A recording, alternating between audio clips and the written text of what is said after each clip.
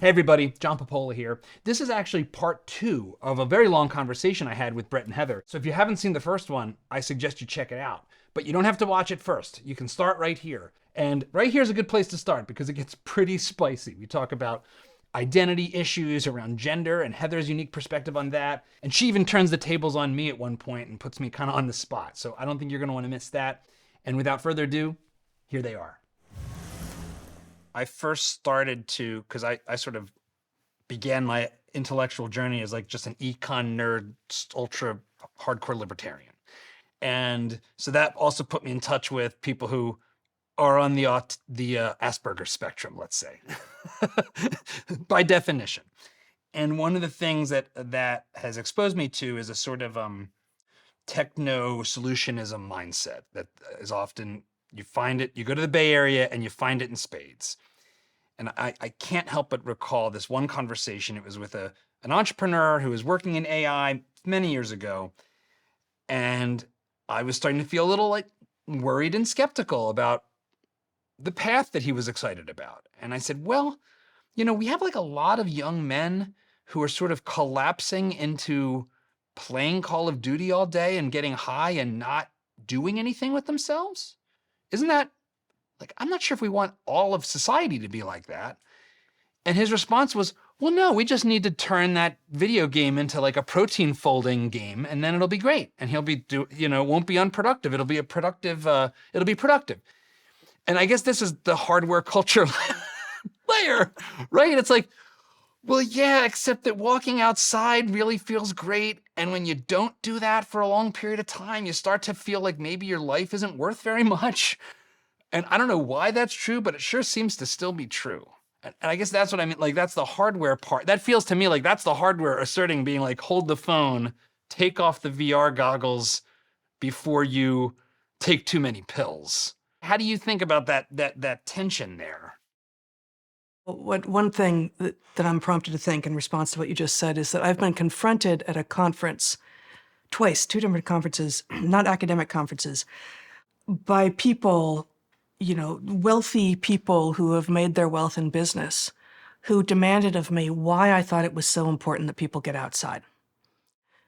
And in both cases, at first I began to answer the question, and then I thought, this isn't actually incumbent on me to have all of the, frankly, reductionist quantitative metrics by way of answer, because the default assumption is, given that we are evolved beings who have been evolving on this planet for billions of years and have been in our current hardware form for 200,000, maybe closer to 300,000, and for the vast majority of that time, we were spending all of our time outside. The assumption should be moving ourselves entirely inside, where we are surrounded by right angles and a far reduced spectrum of light, that will have consequences. Now, it turns out I can name some of the effects because science has done some of the work. And we can talk about the benefits of actually the full spectrum of the sun and generating vitamin D and the effects of both near and far infrared light, which, yes, you can get if you have very, very special bulbs inside. But generally speaking, if you're inside, you're not getting that. It's not just about the synthesis of D. It's also about the production of circulating melatonin, which has all sorts of effects on everything in your body. So I can speak that language insofar as we know it now. But the question is itself, I think, a symptom of the problem. If you can't tell me why I should be doing something like our ancestors did, then I'm going to go ahead full bore, and do the thing that I want to do because it makes me more comfortable. And this is, the classic Chesterton's fence. Right? Actually, what you shouldn't do is destroy the thing until you know what it was there for. And if I'm telling you don't destroy it, it's not my job to tell you what it's there for. If you're the one who wants to destroy it, that's actually your responsibility to figure out what it is that you're destroying before you go ahead and take it out. That is a really good tee up for a subject that I wanted to dig into, that's in the book, and that you, Heather, have talked about quite a bit in ways that have been surprising and, to me, very brave, given our culture and what's acceptable. And that is sex and gender. So obviously we're sexual creatures, so our survival, we've already talked about, involves sex. And now we have this like conversation about gender that has become like detached from sex or something. Um, and my honest feeling is it feels like part of the sort of psychosis of our times that it's become so detached. But that's probably not giving other people enough credit for their worldview. How do you think about sex and gender, and and and and um and why do you find this transgender conversation to be so broken and so confusing? Big question. The language that we use in the book is gender is the software of sex. Sex is hardware, gender is software. If we think about some of those reef fish that the trans rights activists are so fond of invoking, that are actually hermaphroditic, right? That do change from one sex to another depending on what species you're talking about. Some of them start out as males and turn into females at a certain point in their development, and some go the other direction. How do we know that they turn from males into females? Well, the indication of sex is what gametes they produce. Males across all animals and plants produce small motile gametes. In animals, we call that sperm. In plants, we call it pollen. If you produce pollen, you're a male. If you produce sperm, you're a male. Females produce small, large, relatively, immobile gametes that have all of the other instructions in the cell that allow the thing to go on. So sperm or pollen just has the DNA and a motor if you're sperm, right? That's it. And eggs have an equal complement of DNA plus all of the other machinery of the cell. And so there's lots of good reasons, theoretical reasons, for sex to have become, in all animals and plants on the planet, a binary thing. Intermediate-sized gametes don't work. They are too slow to find each other. They don't have enough of the machinery of the cell. It just doesn't work. So you end up with a binary, male and female. Okay, well, what happens once you have male and female that's downstream of that? The software. It's easiest to think in terms of behavior, but all the physiological stuff too. Primary sex characteristics, secondary sex characteristics, that's all downstream of what sex you are, but isn't fundamental to what sex you are. When people talk about gender, which in other species in biology we call sex role, it's generally the behavior. So how do you behave if you are male? Well, if you're one of these reef fish that is hermaphroditic, when you are male, that is, when you are in the business of producing sperm, you also behave in a territorial and harem-defending manner. And at the point that you have transitioned into being a female, an actual female, because we can tell by virtue of the fact that you are now producing a different kind of gamete, you're now producing eggs, you behave in a different way as well. And you are, willing to be corralled in this case, the particular case of these reef fish, and to interact with other females in a way that you would not have interacted with as males. In reef fish, sex role, gender, is really highly conscribed and prescribed. Like, males don't act like females and females don't act like males. Males can become females. That's what sequential hermaphroditism means. But when males, they don't act like females. So we as mammals aren't hermaphroditic. We can't be hermaphroditic. We have a form of determination by which we become what sex we are that is genetic. We know this, right? XX is female, XY is male. There are some exceptions. They are largely non-viable. So we are not sequential hermaphrodites. We can't become male if we started out female or vice versa. But the gender part of the operation, the sex role, if we were talking about other species, is way more fluid. Just like we have childhoods that go on forever because we're learning what to be, so too is how we can be as individuals who happen to be male or female, be widely variable. Some cultures prescribe how we behave as men or women very tightly. Here in the weird world, not so much. So we're a few years older than you. We're both 54. I grew up in the 70s and 80s, a tomboy who was also busy playing classical piano 2 hours a day. So and reading a lot. So, I was out there in the dirt, and I was also doing things that would be, historically understood to be, very female. A weird kid in a weird world.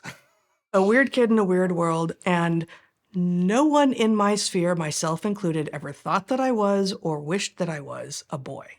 I was allowed to do boy-typical things and girl-typical things, and that was part of what, frankly, the democracy of 20th century America allowed me to do in combination with the particular openness of my natal home.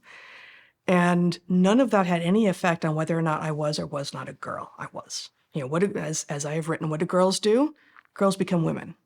Some girls play in the dirt, some girls dream, have tea parties, girls do a lot of other things, but what do all girls do? If they grow up, they become women. So are there some cases in which the developmental environment is so confused or confusing that people really feel that they need to be living in the body of the sex that they are not? That does seem to happen sometimes. Are they actually able to change sex? No. No, they are not. And given that we are humans living in a weird world, why do you need to start calling yourself the sex that you are not or pretend that you are the sex that you are not? Because increasingly, starting around in the 70s or maybe even earlier than that, everything was open. No, it didn't matter what sex you were born to. If you were a caregiving type and you happened to be a boy and you wanted to become a nurse, that was okay. And if you were an analytic type and were really mathy and wanted to go into engineering and were a girl, that was okay. If you were David Bowie, no one thought you were a girl. And, and David Bowie is one of my favorite examples. I loved Bowie. I loved Bowie growing up. He was extraordinary. He was gender bending. And he was also, over in his actual sexuality, he was, bisexual. He was always a man. He never doubted that. No one around him ever doubted that, right? He dressed up flamboyantly and he played with stereotypes and he played with roles. And humans have been doing that forever. That's what Carnival is. That's what Halloween is. Like that, we play with role a lot, but it doesn't change our fundamental nature. And the drugs that we saw our students on when we were leading field trips, and so we had to receive health histories from people. So we saw that so many of our students, as I already said, were from like 2003 through 2013-ish, had been or were still on speed for the boys, anti-anxiety and antidepressant meds for the girls. Round about 2013, 2014, the drugs that the kids were on started to change. And now, increasingly, they had been on puberty blockers, and now they were on cross-sex hormones. One set of drugs replaced the other. One kind of crazy narrative replaced another over in psych land or medical land, or I don't even know where it came from. But we saw this happen in the health histories of our students and in the ways that they presented to us. And these were good kids, most of whom just thought, well, I just am sort of poetic and gentle, and my dad tells me that boys hunt and are rude to people, and I'm not that, so I guess I'm a girl. No, you're just a sensitive guy. Yeah. But we began to see that confusion where it hadn't been before. I'm a very philosophically minded person, which means I tend to like dogma, and I am constantly trying to keep myself from being bombastic about this issue, because as a parent and as a podcaster, or whatever, as a filmmaker that's talking about dads and fatherhood and parenting, I want to be open-hearted about this. I really do. But I can't help but be my open-heartedness be broken-heartedness for these kids. Because I guess I don't understand, as you've said, how do you navigate all this whole spectrum of feeling if the ground is ripped out from under your feet? It doesn't. That's the part that seems like so strange to me. Is like if you take away the lighthouse and you're in the middle of the water, well, then you're lost with no hope anymore. And that seems like what's happened in our culture. And it does feel like it parallels a lot of the other things that are happening along similar lines, but it is the most acute one because it's trying to confront, like you said, a basic biological fact that goes all the way down to plants. I mean, Bret, how do you think about what this transgender narrative, what the fact that now in Texas, kids will enter school and be asked to what their gender identity is and be given a list of options in like a random public school in Texas that includes male, female, and then all manner of stuff as part of their entry forms into like middle school. Like, what's going on from your, like, how do you see what, how do you understand that in isolation? How do you understand it in connection to this big macro threat to the West? Because I do feel like they're connected. They are connected. Let's say that there are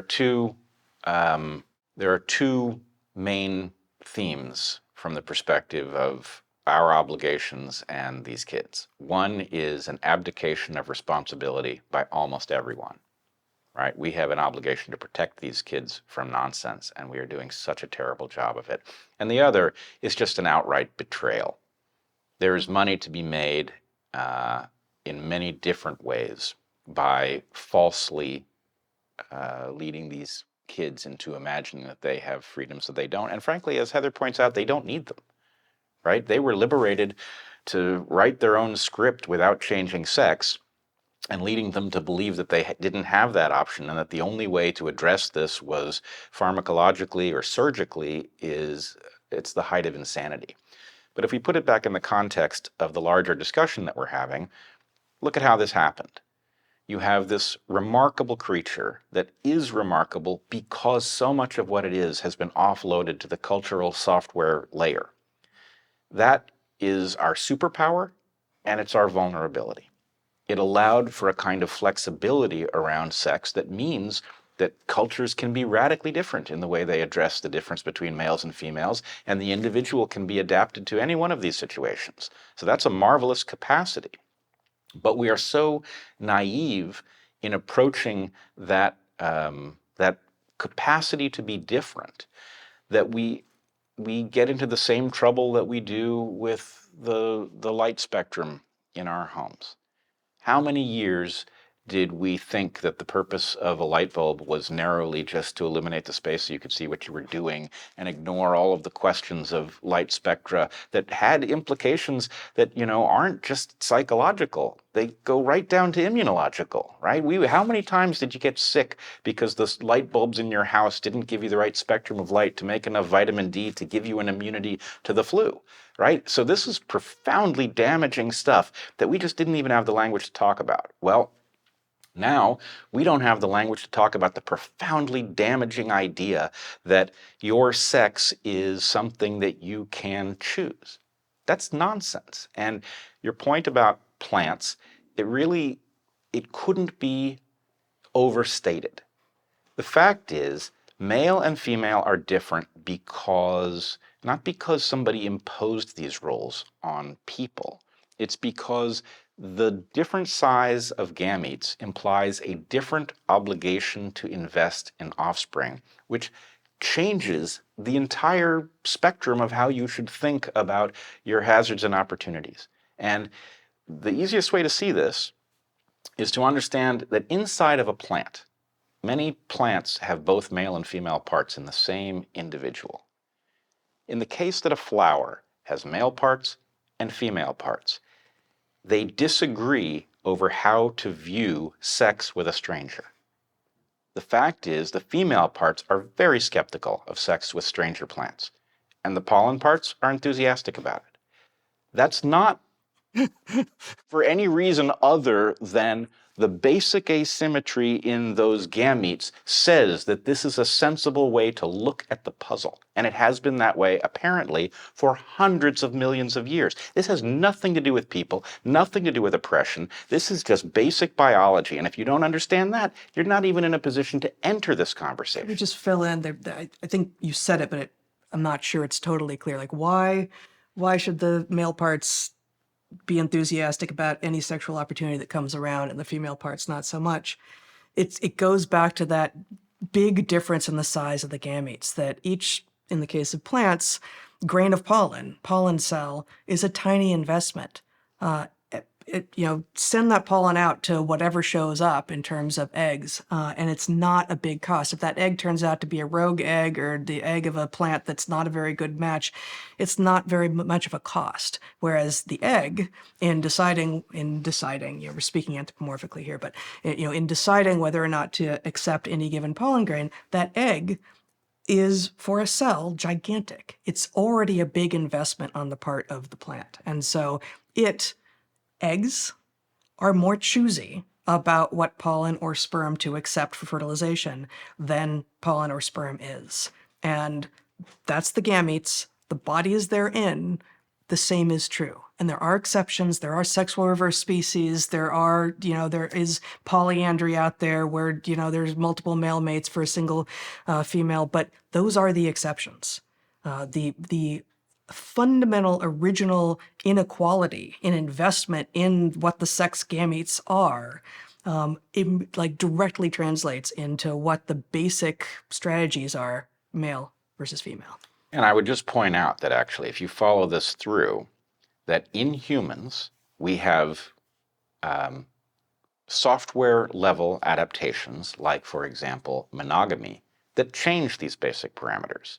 When men and women are both investing long-term in partnerships that last a lifetime, in children that they will know and take care of, they become symmetrical in how choosy they are, right?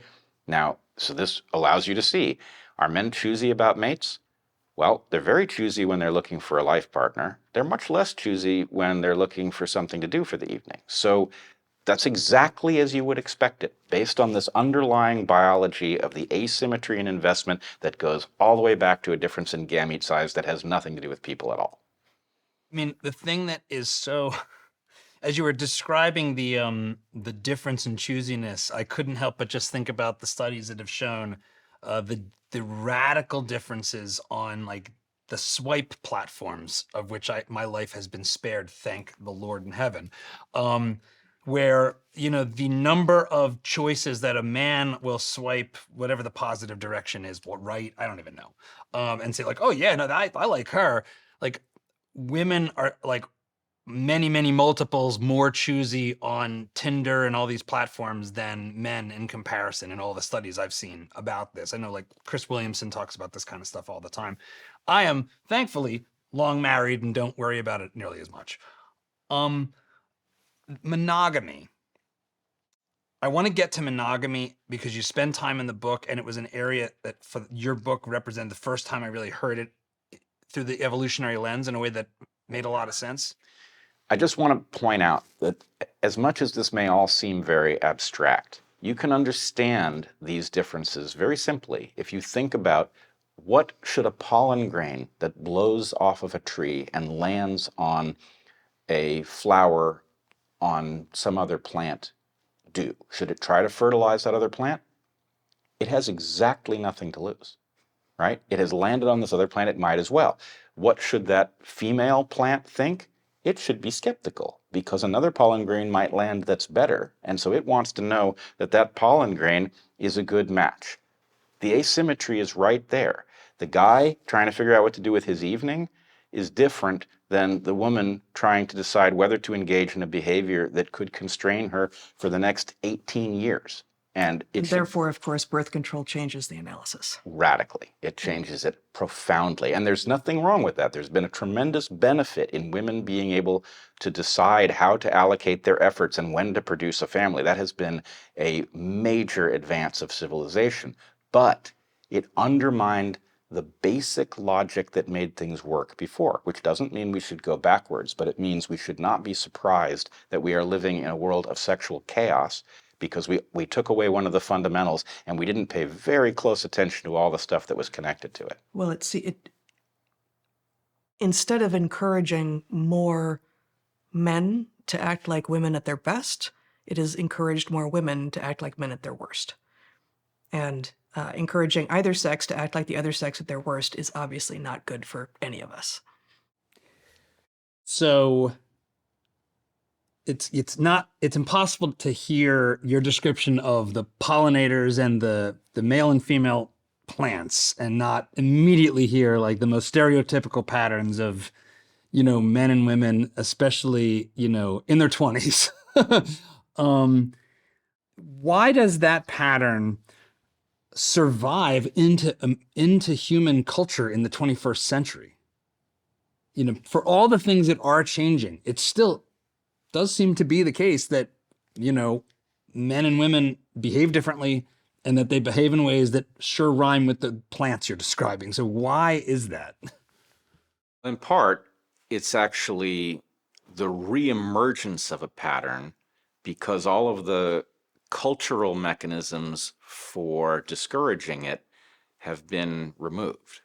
And that's, it was never gone, but in essence, for almost all of human history, the danger for women of being stuck with offspring and no help raising them was so profound that women themselves and women's families were incentivized to drive up the costs for men behaving badly. And the problem is that birth control lowered the stakes on sex itself, which then robbed the entire logic from the system of mating and dating, and in many ways the logic of civilization itself, because in the past it was not a simple thing for a man to find a woman willing to reproduce with him. He had to become worthy of that, and that drove men to accomplish many of the things that men accomplished. At the point that the stakes of sex get lowered, then the motivational structure of civilization is now radically altered. And that has not been a benefit for civilization. It has resulted in a lot of frivolous behavior, and it has resulted in a lot of experimenting with turning sex casual, which is not frankly good for almost anybody. It may be fun, but it does not actually serve men or women in the long run. It ends up producing a kind of hollow existence that many discover too late to do much about it. Heather, how do you think about both like in the macro picture, but also personally, about this notion of gender roles and, the liberation of the pill and the way that changes? I mean, I've got to imagine it's complicated. It is. And, we write into the book, and I've heard Bret say this a number of other times, as he just did, about the ways that not having to impress women in order to attract the attention of a good woman has demotivated men. And I've tried to figure out what the equivalent is on the female side. And, it goes a little bit in the opposite direction, right? Because the emancipation, frankly, that results from being freed from unwanted pregnancies, both from wanted sex and from unwanted sex, has opened up the doors for professional achievement that wasn't open for women, obviously, right? And so, neither of us has ever asked for a return to the olden days. This is not in any way a call for trad, right? Even though it is a recognition of what is far older than trad, far more fundamental in terms of the basic non-identity, like non-identicalism between the sexes. Again, because of what I already walked through with regard to what is downstream of the differences in gamete sizes. So I've said elsewhere, but for the fact of my natal family, I think never would have gone along with it. Had I been born 40 years later, there are definitely forces in the universe who would have told me I was trans, 100%. Because I had some traditionally feminine interests in terms of literature and music and museums and such. But I was also going to math competitions and digging in the dirt and building fences and playing sports. And I was more driven to those things. Those felt like more fundamental pieces of my identity. And the idea that the things that you are interested in change something more fundamental to what you are is such, it's both a bastardization of logic and a obviously decohering force at the moment in society. It's rare now to run into young people who are willing to say, absolutely, like, no, it doesn't matter what I do. I'm definitely the sex that I was born. That's nuts. When we were professors, we had students who identified as and who we identified as trans. I still feel that at least a couple of those people are living the lives that are best for them, given the developmental experiences they had growing up, living as if they were the opposite sex. Some other number of those students were trying on a role. It was experimentation, which is what teenagers do, which is what young humans do across time and space. What wasn't true yet then, but which has accelerated in a way that I never could have predicted, was the widespread not just acceptance, but demand that everyone accept that what is fundamentally true about biology is not true. And it feels like this is one of the very few binaries that exist in biology. Sex is binary. There's not very much in biology that is binary. There's not very much that's actually rule-like, but sex is binary. And all the other things that we're arguing about in the culture wars are a little bit more complicated, actually. There are gray areas. This one, there's not, actually, right? If you're male, you're male, and if you're female, you're female. And yes, you can try to drag me into talking about intersex and into, developmental, disorders of sexual development and all of that. But those are exceptions, and this is binary. And honestly, this is exactly as fundamental as 2 + 2 = 4. This is really basic. And once we give up the things that are that basic, what left are we standing on? Like there's nothing left. So yeah, but then at a personal level, it also feels like this tremendous loss, because again, I think that my parents were such that they would have resisted. On the other hand, I grew up in LA. California is big on taking rights away from parents at the moment, in order to serve the whims of the state. And who knows what I would have been receiving in school. I was a good student. I questioned things, but I was a good student because it worked for me. So who knows what could have gotten into my head. I would like to believe that even growing up now with that family, I would have ended up being one of the ones who resisted, but I see a lot of good people who are not resisting, who have all of the opportunities and still don't resist. And it makes me very, very worried. I would also just point out that we didn't know it at the time, but that your example says that we were kind of living at the apex of something important, right? You had the liberty to do whatever you wanted, and you did it, right? You didn't sacrifice the ability to have children, to have a marriage, but you also didn't sacrifice the ability to be successful in a career, in a science, which is traditionally a male realm. Not only that, but you worked in the field, you wielded a machete and wore rubber boots. And the point is, you decided which things you wanted, and there was no bar to you mixing them, and it didn't require surgery or drugs or anything like it. So in some sense, the fact that that period ends with this, frankly, regressive notion that these sex roles are so limiting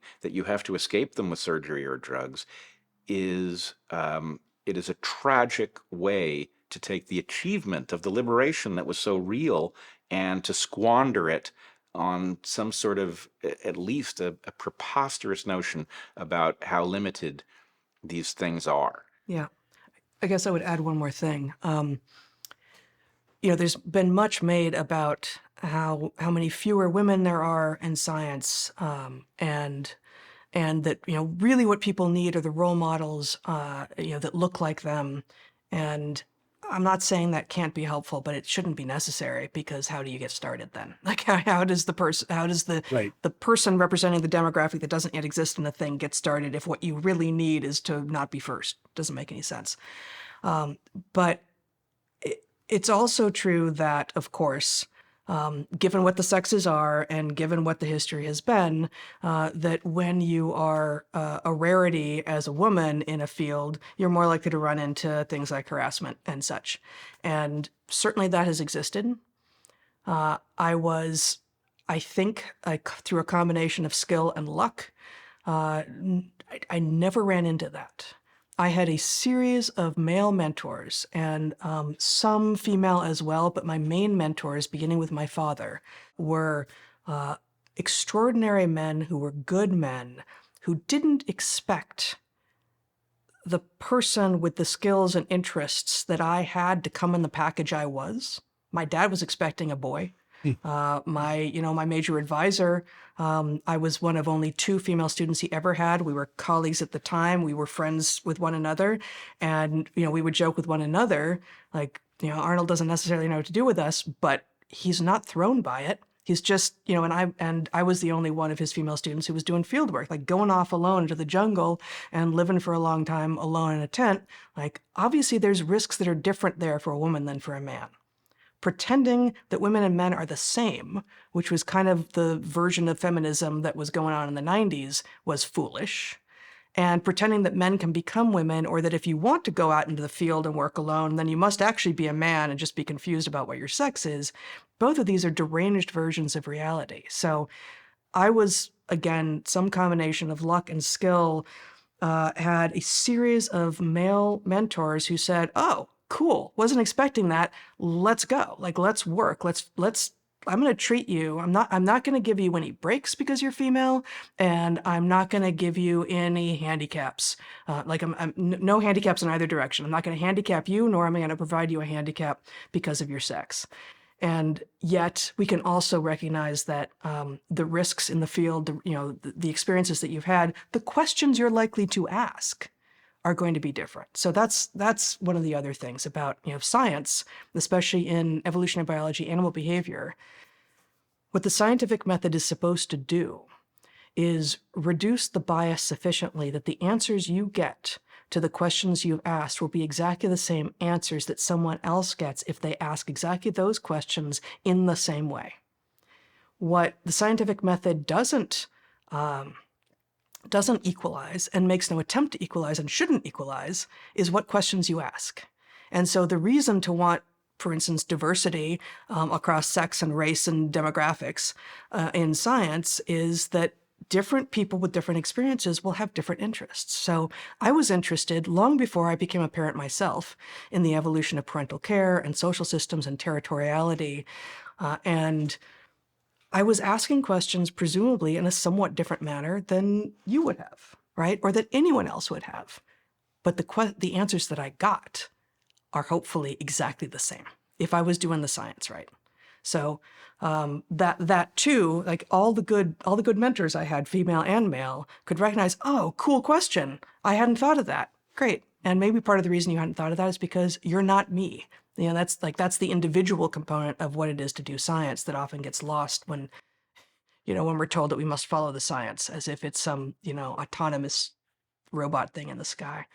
This is also a tremendous example of the principle of the West that we talked about, right? This is the opportunity for you to participate in a collective endeavor that we all benefit from, the discovery of what's true, scientifically speaking, irrespective of who you are. And that's the way it ought to be, right? The more open these things are to anyone who has the skills and desire to play that game, the better off we all are, the faster the science progresses. Mm-hmm. It's funny, this turn of phrase, the science, as someone that's always been like a nerd, and so I like to dabble in ideas, is so, I imagine you find it as deeply idiotic and self-defeatingly obviously you don't know what science is to say that phrase as I do, right? I mean, I mean, when you hear people say, the science is settled or trust the science, like what goes through your minds as lifelong scientists? Drives me batty. Yeah, it couldn't possibly be a greater betrayal of the core essence of scientific thinking. And the way to see that is to think about the following puzzle.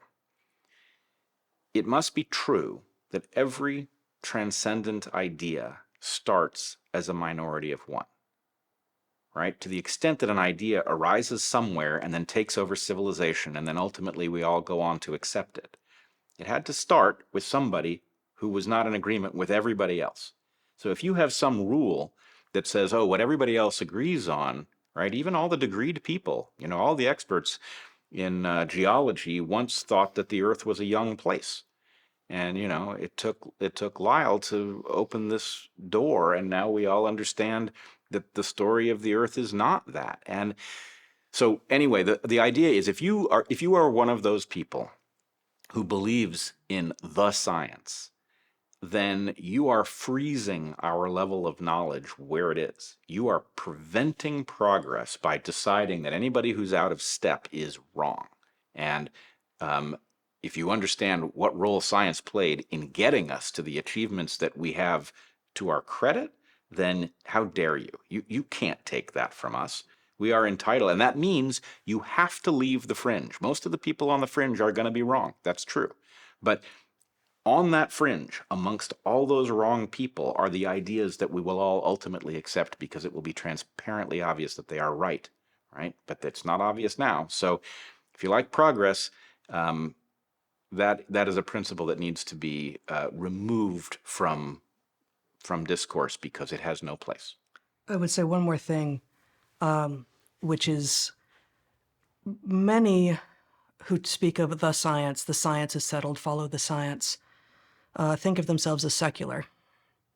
And the science that they are talking about is not actually science, but it is filling a religion-shaped hole. It is doing exactly the thing that these people who claim that they are not religious, what religion would be doing for them if they understood that instead of believing in a God, they are believing in a thing called science. And given the way they're describing it, they don't know what science is. It is, it's far more frail and dangerous than any religion really would be, because it's a fiction that the people who actually are doing real science can point at and say, but that's not the thing. You don't understand the thing. You've exalted something to the level of authority, unquestioning authority, that patently doesn't exist and actually there is not even any scripture here. There are no texts that we can refer to with regard to the science being settled that are reliable in the way that, even we talk about the founding documents of America.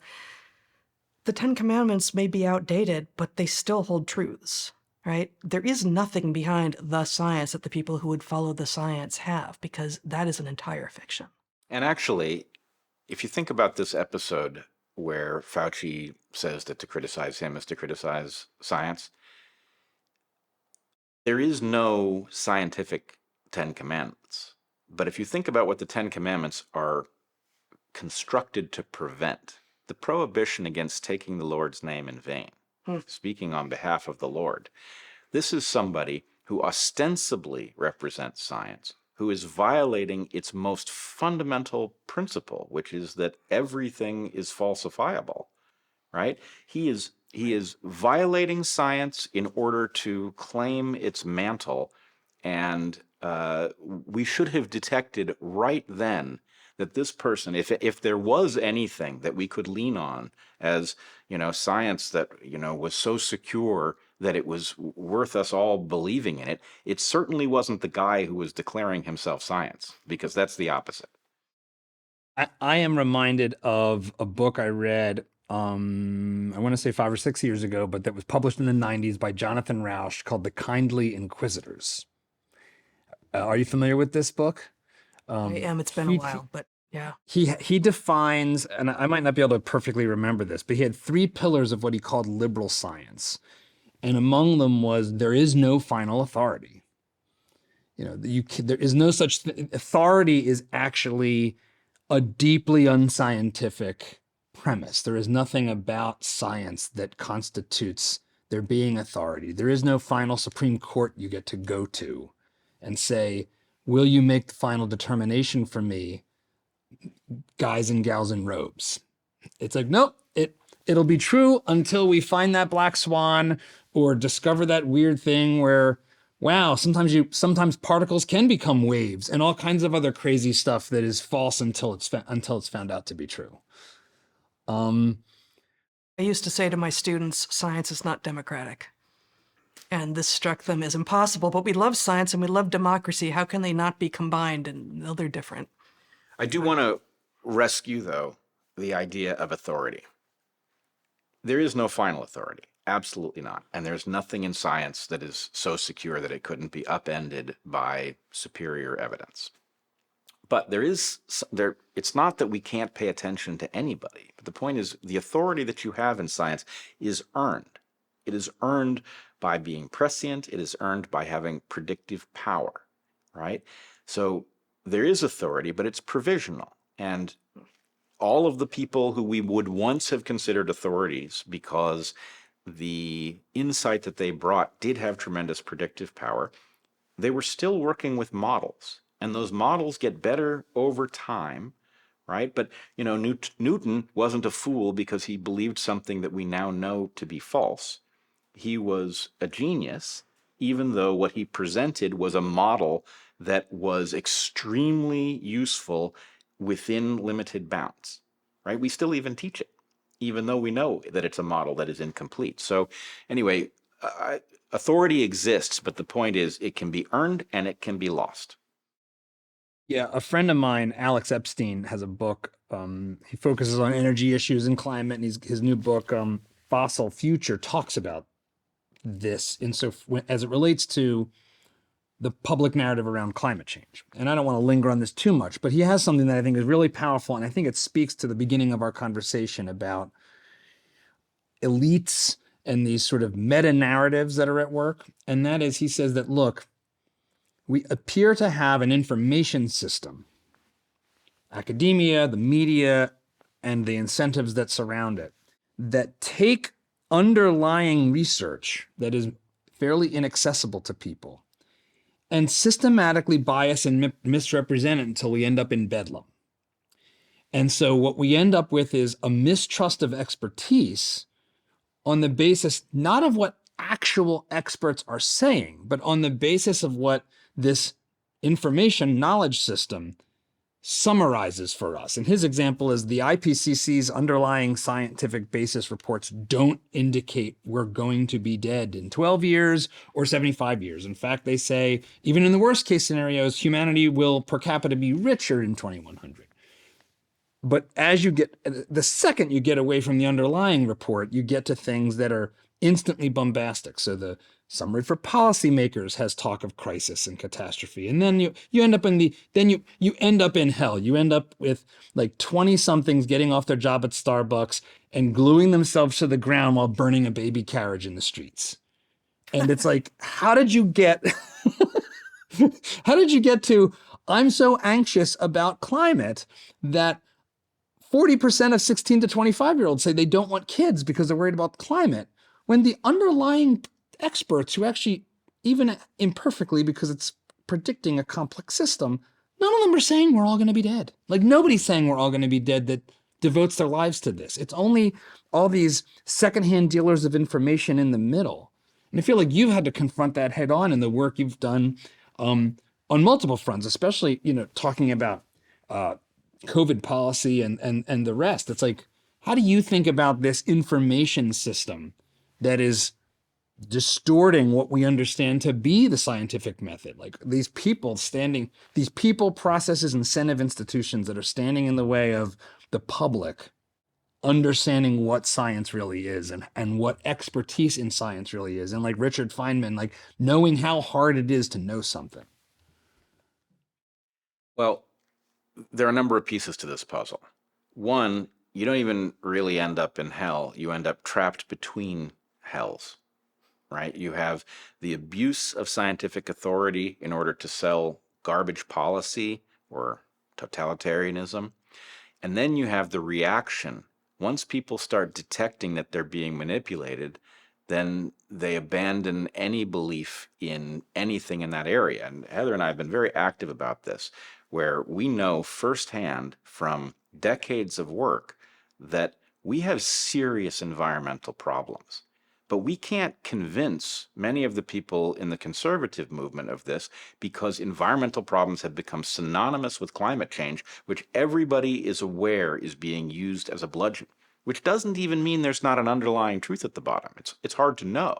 But the models, they're garbage. They would have to be. They're produced by a system in which people are thrown out for heresy. So the models are not the result of people, honing in on the right answer because one of the perspectives isn't even allowed in the conversation. Right. So All too often, there are multiple models used, and the model that produces the result that is desired is what is published. right. So the models are garbage. On the other hand, the Arrhenius equation isn't. So there is a potential for CO2 and methane to produce an increase in temperature. Is it enough to matter? Where are we in the climatological history? Maybe we're in a cold patch and a little warming wouldn't be the end of the world. But the point is that discussion has gone to noise completely. And the discussion about the damage that we're doing to the environment is lost because it is trapped in under one label, and it's a disaster. So this goes back to what we discussed at the beginning, though. Once you realize that you are trapped on a planet that is being destroyed because we can't have a conversation about how to protect it, because the conversation that would allow you to have that discussion has been captured by people with private interests that have overridden everything, then the answer is, well, what we really actually need is a place where people who are not perversely incentivized can actually wrestle reality forward so that we can see what to worry about and what not to worry about. And we don't have that. We've been denied that conversation. This really is the argument for that public-spirited conversation to be immunized from all of those pressures from the market and from private interests that will destroy it. I'm going to bounce a little bit to some other parts of the book because I think it actually comes back to this. So, and that is one of the things that, man, as I came upon this part of your work and your writing, it just was like, it just resonated on multiple levels, was grappling with what it means to be an adult and to not just be an adult, but to become an adult. And we've touched on this already a little bit in this conversation, but I want to understand each of your definitions of what it means to be an adult, and then help me understand your vision through an evolutionary lens of how we get to that place. Because I think, one, we've got too many people who aren't adults, but they're wearing an adult costume of their body, but their minds are not there. And two, it doesn't seem like there's a culture that even has a shared understanding or agreement about what it means to be an adult anymore. Like the notion of, we know what it means to act like a baby, like gluing yourself to the ground and setting fire to a baby carriage. But the other side of that, like, what does it mean to be an adult, has been like lost to the ether. So like, Heather, let me start with you. Like, what does it mean to be an adult? I don't remember exactly what we said in the book. I think we provided a definition. But taking responsibility for the actions that you have enacted in the past and for what it is that you want to achieve. And I think an example is useful here. It happens to be an example from our firstborn, who is 20 in a couple of months. So your kid is exactly intermediate between our two boys. He spent his first year out of high school doing an internship in engineering in Seattle, and he was living on his own. And only after he got his apartment did I realize we didn't have to co-sign anything. You didn't even ask us for a signature. How did you do that? I actually don't know how you did that. That's fantastic. An 18-year-old at that point got his own apartment, because he had a credit score. Like it all happened behind the scenes according to what we knew, because he was actually being responsible in ways that he didn't need to involve us in. That felt like an adult move that many people 10 years his senior wouldn't have been able to pull off. There are more examples, but maybe I'll stop there. Bret, how about you? What is adulthood? You know, it's an interesting question, and I'm surprised. I don't feel like, I don't remember ever being asked that. And ordinarily, it's the kind of thing I would immediately know the answer to, and I don't. But there are a couple things that I would say are hallmarks of it. One of them is there comes a point at which you are philosophically mature. And what that means is that you recognize, A, that you're going to die, and that that's not a tragedy, and that there's some period of time between now and then. You have some set of cards, and you have some way to play them towards some set of objectives. And you might as well start playing for real, because this isn't practice. That's closely tied to a recognition that life isn't about you. You are a utterly temporary custodian of something precious beyond words. You are lucky to have the opportunity not only to be alive, but to be a member of a species that can think about what it means to be alive and what might be accomplished, and about what it means for something to be beautiful. That is an incredible gift, and most people ignore it, and you need at the very least to tap into it and to recognize that there is a reason that you are temporary, and it's because something else is indefinite, right? We see it most clearly, those of us who see it in our children, right? The thought that I won't be around and that my children will, and that is not failure, that's not me missing out, that's me having succeeded in producing a child who can live and whose life is also temporary, right? That just being able to look at that puzzle and not be paralyzed by it is a kind of adulthood.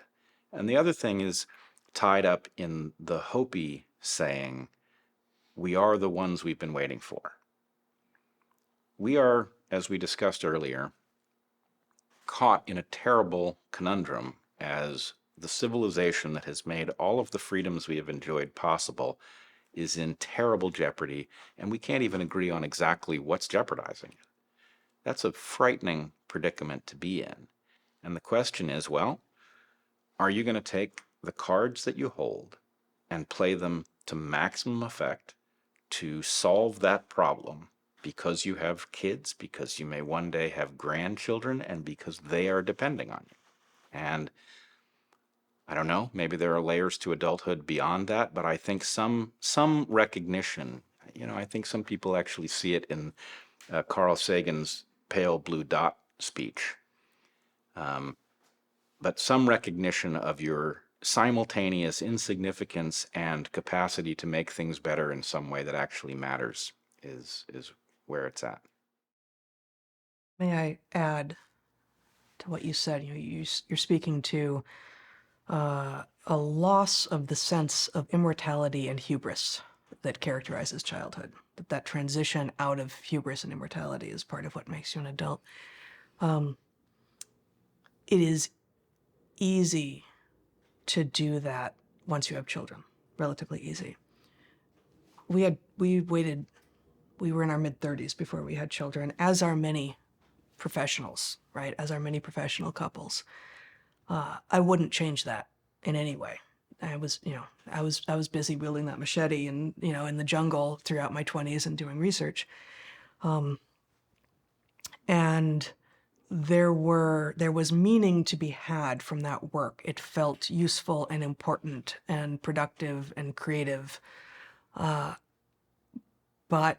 it is much more difficult to find the meaning and to have a sense of responsibility for yourself when you don't have children of your own. And so both first, the pushing back of having children into, the 30s beyond, it's harder to go far, beyond that for women, I think has contributed to the delay of people feeling like and acting like adults. And then, of course, now, exactly as you say, John, we have so many people who say, I'm not going to have kids at all. We know some of these people who, when we knew them when they were younger, we were certain, like, oh, she's going to be an amazing mom. So now saying, that's not what I'm going to do.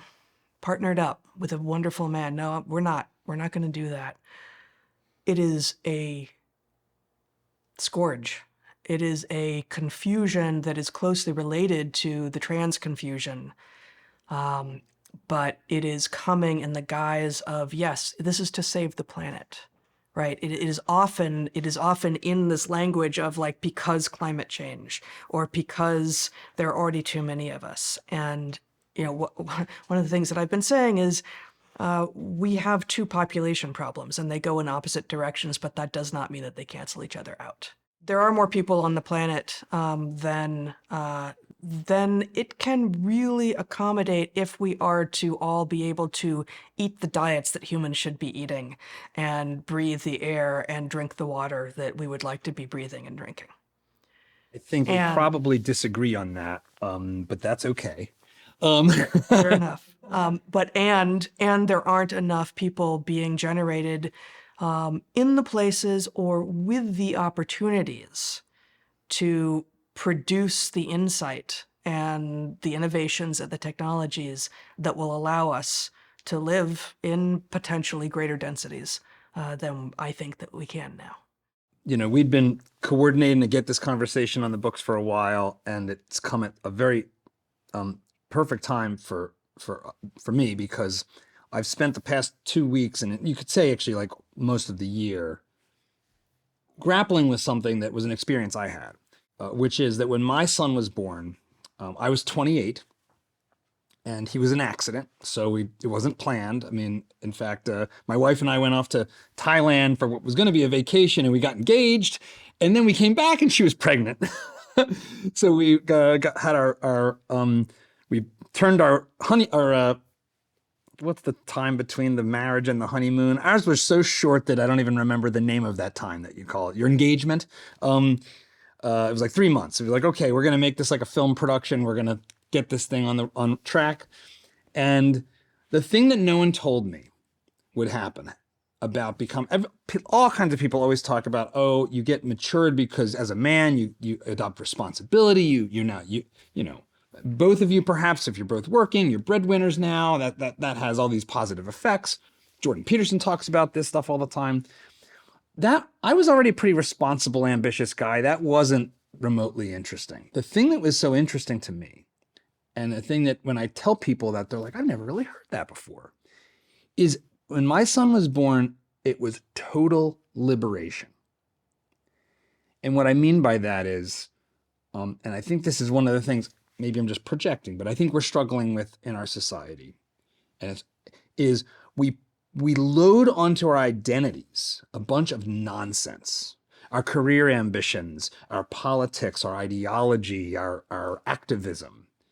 And they're also temporary, and they're also frail and brittle. And if we actually take them seriously, we don't want them to be rigid, because we want our ideology and our politics and our activism and our careers to evolve and change. So we set ourselves up for identity crisis when we let those things become who we are. And when my son was born, my identity became, I am now a father, and this is the adventure of a lifetime. And all the rest of that is gravy. Will I become the next Steven Spielberg as a filmmaker like I wanted to when I graduated film school? That's gravy. Maybe I will, maybe I won't. It kind of doesn't matter. And so that magic, that liberation meant that I could actually negotiate with the world like I could walk away from the table, because I didn't care that much if I lost the negotiation, whether it's for a job or to start a business or whatever. Oh, can we afford this house that we're buying that's kind of expensive? Maybe we won't.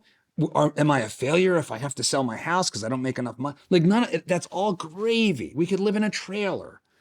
And nobody, I can't find anybody that says that becoming a parent liberates you from your own ego and attachments.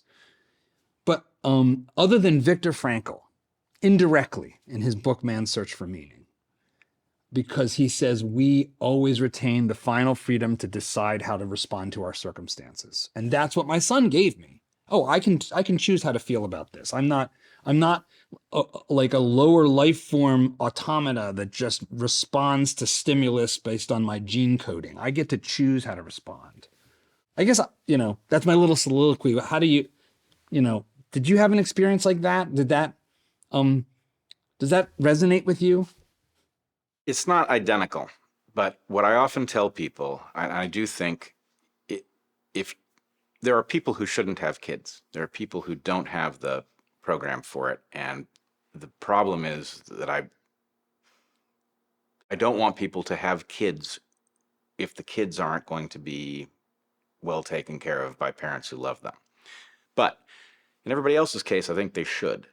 And I see a lot of young people struggling with this question, what are kids going to do to my life? And I always say the same thing to them, which is kids will destroy your life and replace it with a better one. And it's a very similar insight, right? It's not that it's not going to wreck your life. It is. But you don't really know what life is until you have lived in this context. And it really is the first step in seeing that you are simultaneously this blip in a grand human story that literally started 3.5 billion years ago, right? This is a long story, and you are truly a blip. You're lucky to be one, and you're lucky to be this one. But understanding where you are in that does involve understanding that something that is simultaneously you and not you continues after you, and it doesn't matter that you won't be there. That's the key to doing your job evolutionarily, which is stewarding that opportunity that you have with decency and responsibility. Yeah. I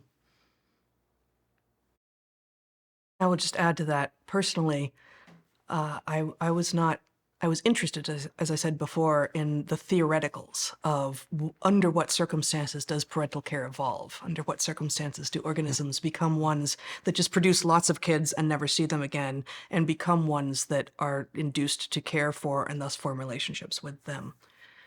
And so, again, at this abstract level, it felt like, well, we're going to want to have had children, and given the scientific interest, this seems like a foolish thing not to end up doing. But I never had, I don't think either of us ever had the pull, but it's much more common for women to describe, especially as, I was 34, the point I got pregnant for the first time. Like, many women will describe, like, oh, I felt it. I have such women among my friends. I didn't experience that. And I hated pregnancy, hated it. Bret can attest to this. My wife is 6.5 years older than me, so you two were close in age as far as your pregnancies. Yeah. And it just, it's the loss of autonomy and agency, and the evolutionary analysis of this is akin to a parasite that will become its own being, but while it's in you, it's a parasite. It felt very real to me. And so I wasn't particularly worried. I'm not an anxious type, but I did wonder, given all of that background, what will happen when this child is born? And we didn't want to know what sex he would be. And as soon as he was born, as soon as I felt him outside of my body for the first time, it was all right. Everything was correct. Everything felt right, and there is no way, as much as both what you have described, John, and what I've heard you describe many times, Bret, about the changes that happen and how it destroys one thing and creates something else in its place that is, as you say, even better, but it's just wildly different. It's lateral, it's orthogonal, and not only that, but it really does feel indescribable. I don't proselytize for parenthood, although I'm getting closer to being willing to do that now, but I never used to. I never would. It was a thing among professional women, especially, like, you don't do this. And yet, from the very first moment that I held our first boy in my arms, and then 2 years later we had a second, it's been, miraculous. And there is nothing like it. And I say that again as someone who was not driven to it, didn't feel the need to it, didn't enjoy the pregnancy part, but parenthood, just like an excellent relationship, it's not about the wedding. It's not about the stuff that comes before or the celebration or the birth or whatever. It's the long thing afterwards, and you discover the future. And that, I mean, that's it's a cliche, but it's true. That's what they are. One of the things that you talk about in the book, and that I can't say I've taken the kind of, I'm actually sort of catching up on some of these, is rites of passage. So, and, when we talk about civilization and adulthood and how to rejuvenate, restore, rebuild, I feel like this is one of these pieces that I personally don't have a lot of, I haven't dug into and philosophized about. How do you think about the importance of rites of passage, why they emerge? It does seem like, whether it's, Catholic confirmation or Jewish bar and bat mitzvah and others, they all seem to align around fertility, the emergence of fertility and the hell that is middle school age. But how do you help me understand what these things are and why they evolve and why they matter? So consider the following predicament that emerges from being the kind of creature that we've already described, where so much of the important part of what it is to be human is often this cultural layer. And by being in the cultural layer, that means it has to be taken on as a matter of experience after one is born. That creates a puzzle for evolution. You have to have a program that allows you to function as a kid, and you have to be building the adult program. And some elements of them will be the same. You speak the same English, right? You speak it better as an adult, but you speak the same English or whatever language you speak. But other parts of it are fundamentally different because you don't know enough to behave in a just fashion as a child, right? You'll make many errors as a child, and then some point at which actually you're responsible for doing the adult thing on this front. And so I think what throws people about rites of passage is that it's obviously an arbitrary moment. I mean, the Jewish tradition is a funny one, right? 13, really? That's a little young, it seems, But the point is, if you're going to be operating one program while you're building another one in a sandbox, and then there's some point at which you take that second program out of the sandbox, and yep, you're going to refine it after that point, but you're operating the adult program, then having a discrete moment at which you know that it's going to switch over, that's really important. And it creates, many of these rites of passage in a hunter-gatherer society. That's the moment at which you are entitled to and actually expected to start moving towards a partnership for life. And so there is something funny about this conversation that we're having, right? This conversation is simultaneously about a bunch of things which we're going to intellectualize. And it's also a demonstration of the significance and actually, I think, obviousness of many of them, right? If you take away the modern stuff, some of which we have said all of us think are good things, right? Birth control opens up a world of possibilities that just simply didn't exist if you were going to be obligated to raise a child when one emerged and you had no control over when that was, or very little. But in a world where men and women were drawn together by a force that we call love, and it's not a resistible force, right? Which is the explanation for a great many Shakespearean plays and all of the cool stuff that we, convey this stuff with. So if you're drawn together by love and it results in a passionate attraction, and the fact is you have to, in order for that passionate attraction to find somebody willing to have sex with you, you've got to sign up for a lifetime of partnership. And in order for that to be a partnership that makes any sense, you have to bring to the table all of the skills that a person needs for adulthood. And there's some rite of passage before which you're not expected to have anything to do with this, and after which you're playing for real. All of those things just sort of make sense together. They make so much sense together that Shakespeare can write a story, and nobody needs to explain to you what it means for the people in the play to be attracted to each other, or to have, been betrayed, or any of the. It's all very intuitive because we have the native ability to comprehend those stories. What are we instead?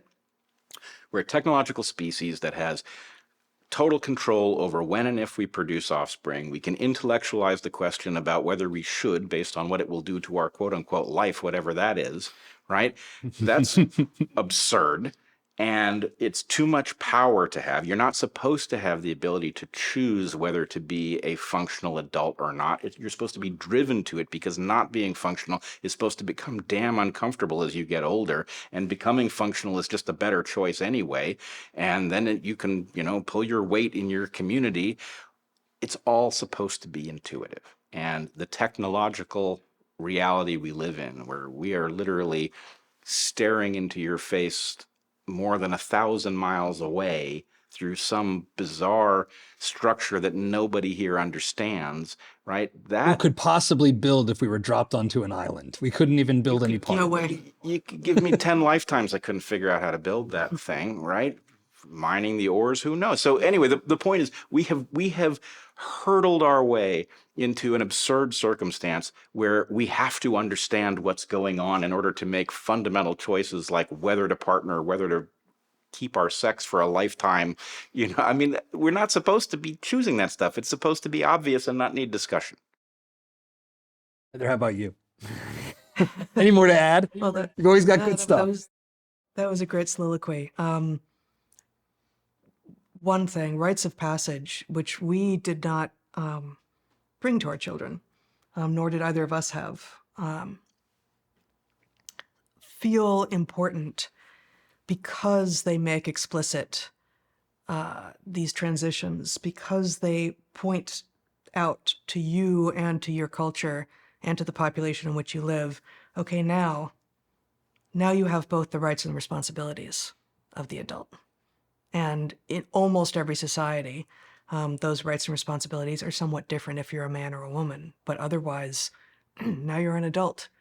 And that is maybe more important than ever, and maybe therefore no coincidence that we live in an era when there are so few rites of passage being enforced on people.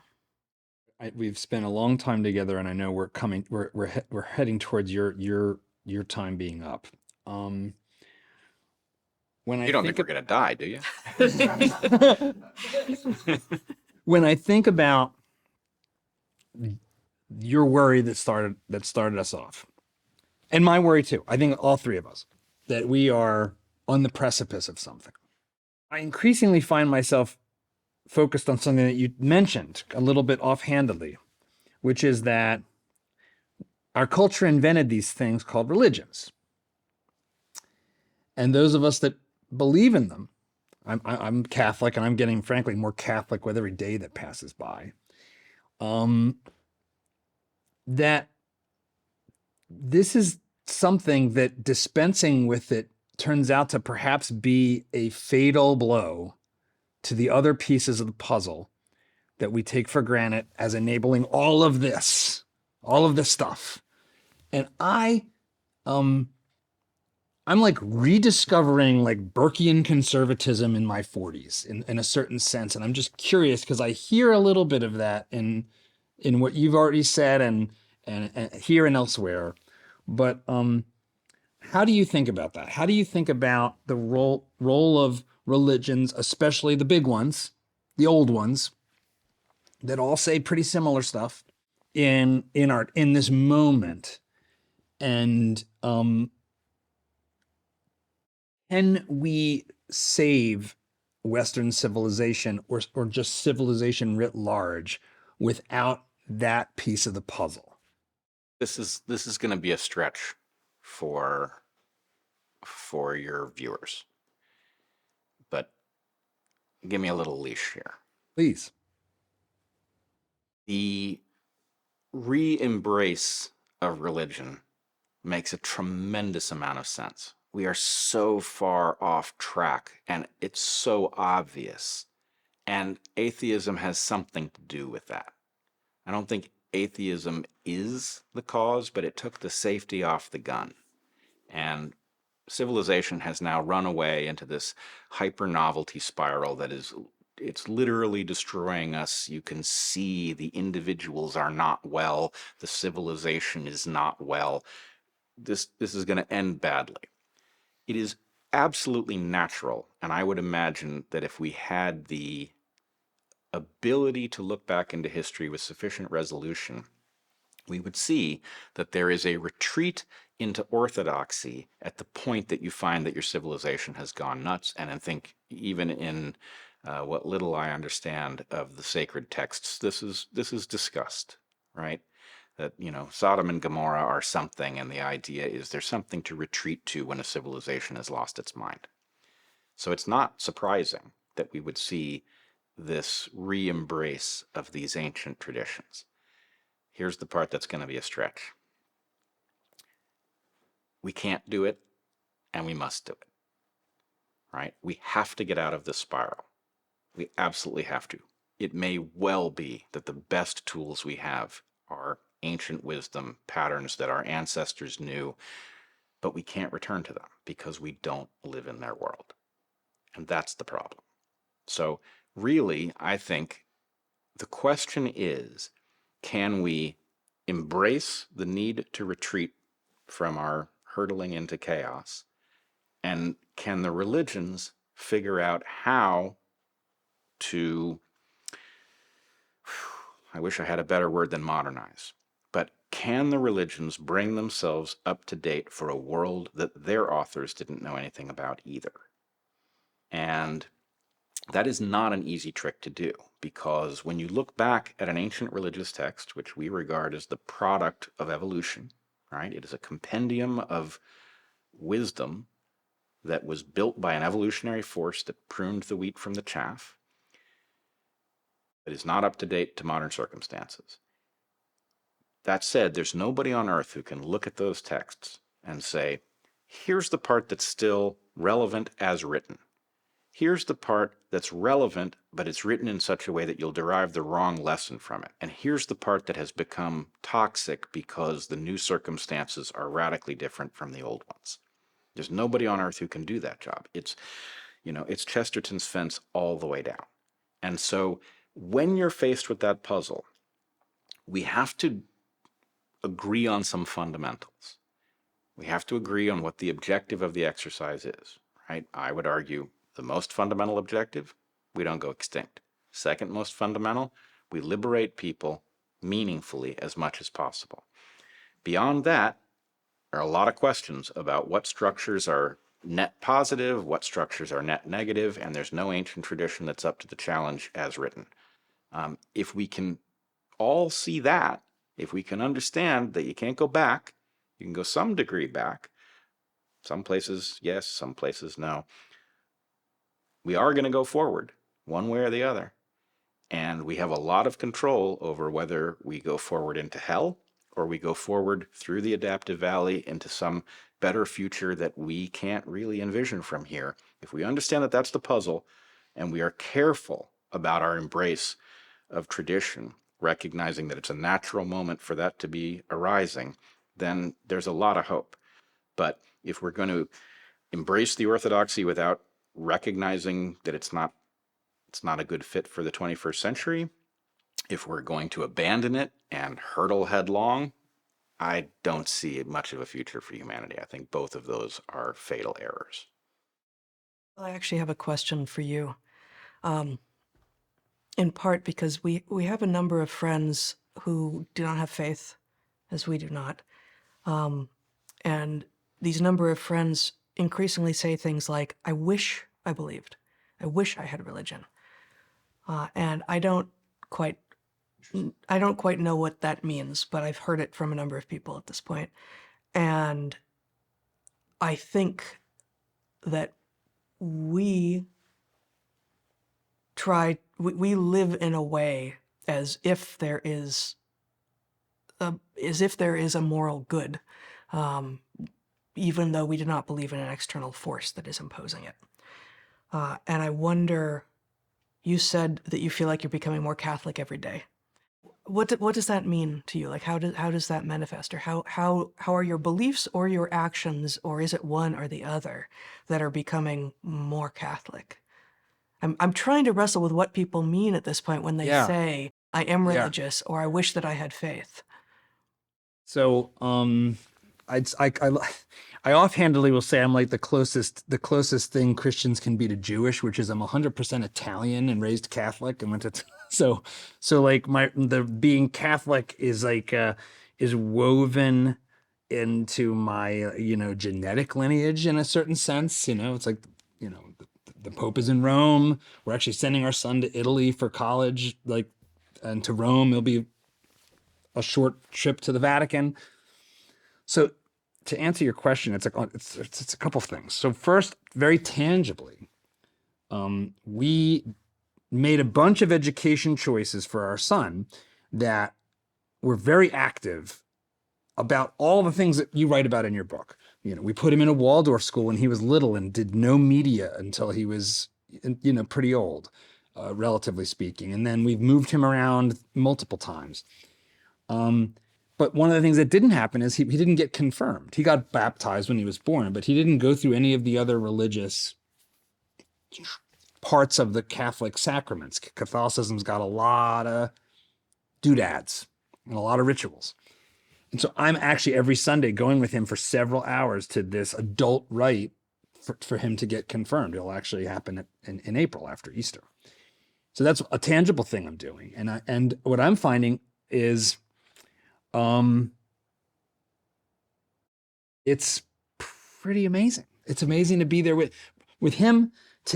Even when it's boring, which often it is, every time it sparks an existential conversation between us as we drive away.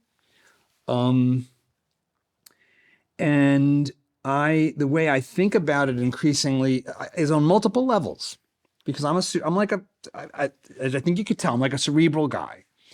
But there's a couple things that are part of what attracts me back to this thing I inherited just by accident of birth and family. One is that I like that it hasn't changed very much. I mentioned like the lighthouse at night. Like, you don't know where humanity invented lighthouses because when you're in a ship and it's dark and you're in the water, you need something that's on solid ground so you know how far you are from there, even if you don't intend to land and dock. It's like, okay, that's where that is. I know that's always there. And that anchor I find powerful. I think the other piece of the puzzle for me is there is a logic that I think is in the old. It's in what God says to Moses in the Bible. Moses asks him, "Who are you? What should I call you?" And he says, "I am who I am," or "I am being. I am being." And that, even, I don't know if scientifically is the right word. It almost certainly is not. But the notion that there is a sort of there is a thing that is being, that is not nothing, but it is the meta of being, strikes me as being profoundly true.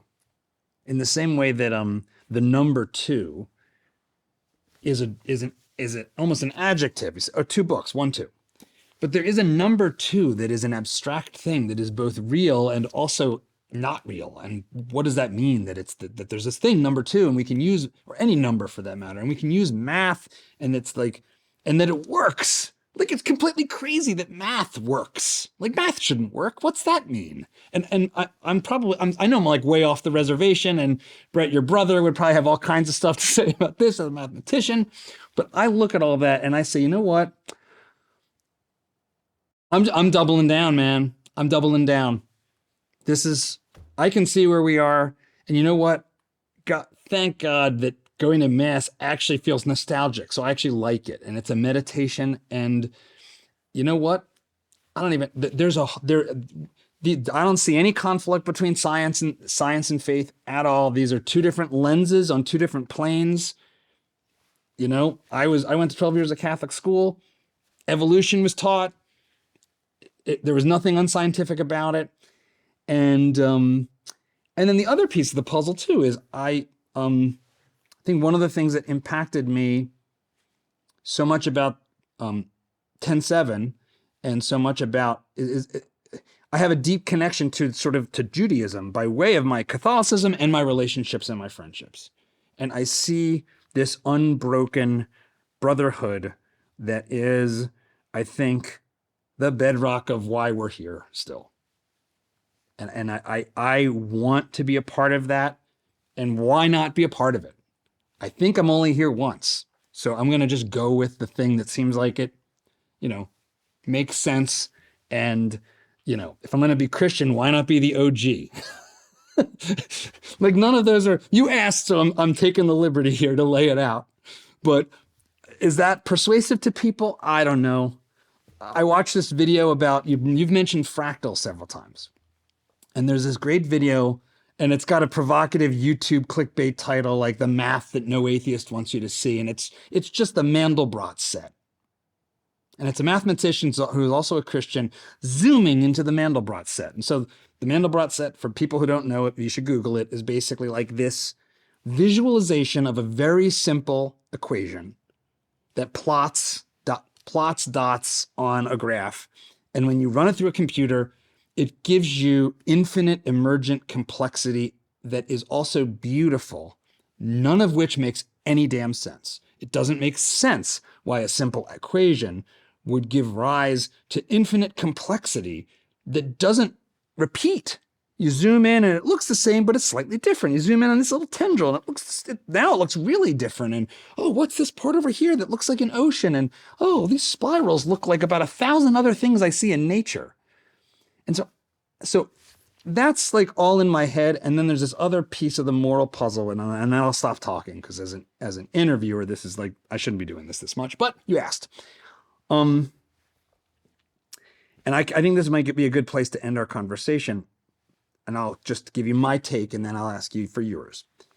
I don't see an argument that sticks for the equal dignity of every human being, absent creation and a soul. Because we're not all equal. Some are smart, some are dumb, some are ugly, some are weak, some are tall, some are short, some are malevolent, some are altruistic. But like, one thing we're not is equal. Like, we're not equal. Equality is an abstraction and an invention. It's not a product of reality. And yet I think equality of dignity, equality of our humanness, that means I shouldn't kill you in the service of something, because that's just plain wrong because of our equal dignity.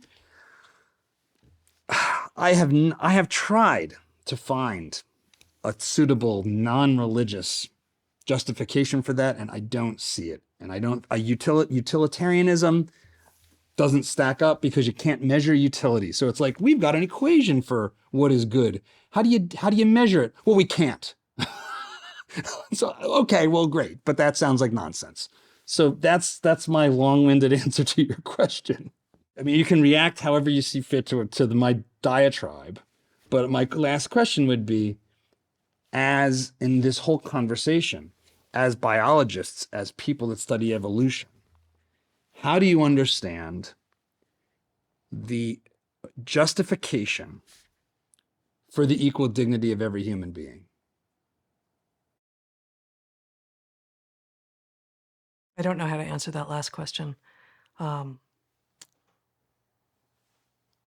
guess I would love to have the opportunity to spend a long time talking about what you just said, and we don't have that time. I have two, I think, relatively trivial linguistic responses that would point to some deeper conversation, perhaps in a future conversation.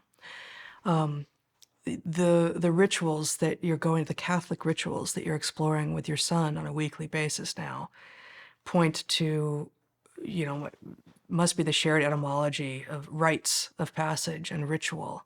And this is absolutely one of the benefits of religion.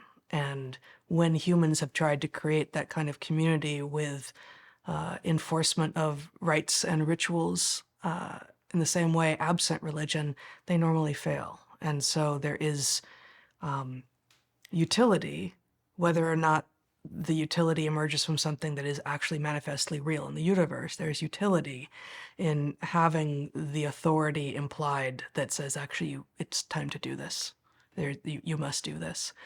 And then with regard to the Mandelbrot set and the variation and the truth and the beauty that emerge, the words that come to mind are Darwin's in the end of On the Origin of Species, in which he talks about endless forms most beautiful. So there's convergence of truth and beauty and reality in these different approaches to understanding the world.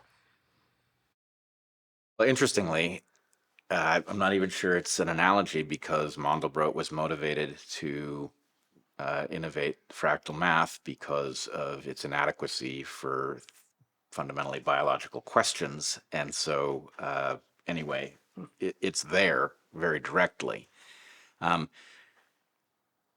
With respect to your question, I think I don't really want to answer it well, because I like the idea of this fundamental dignity that doesn't require an explanation, but I think there is one, and it's more or less an analogy for when we say that a colorblind society is desirable, right? We don't mean actually unable to see color, but we mean that it's not supposed to matter with respect to your rights and obligations.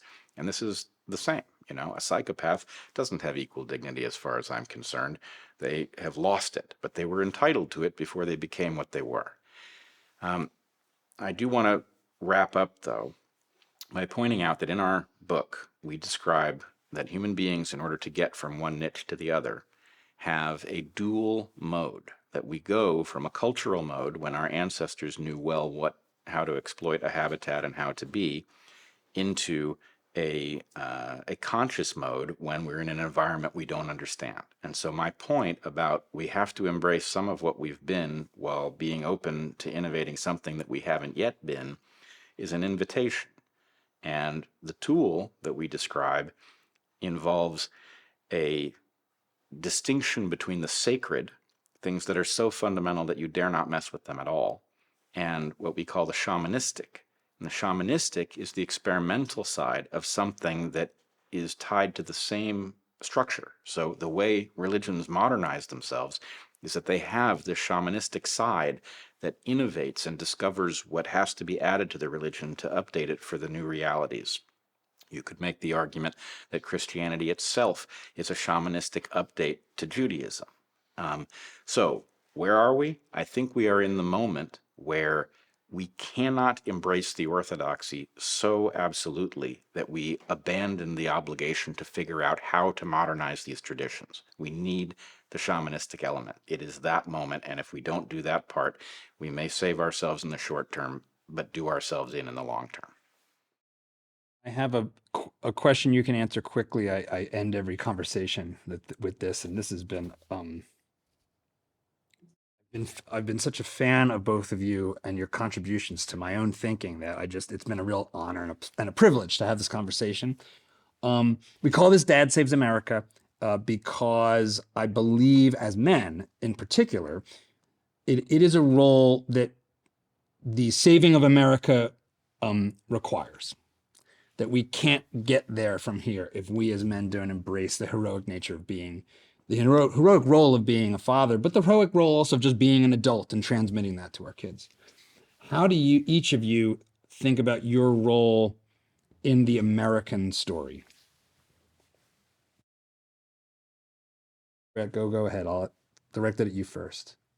Okay. I think it was addressed in many places in this conversation, right? We have an obligation to get our civilization through the bottleneck that we very obviously face. We have this obligation for a long-term lineage level purpose that's hard for us to actually see, and we can see it manifest in flesh and blood in our own children.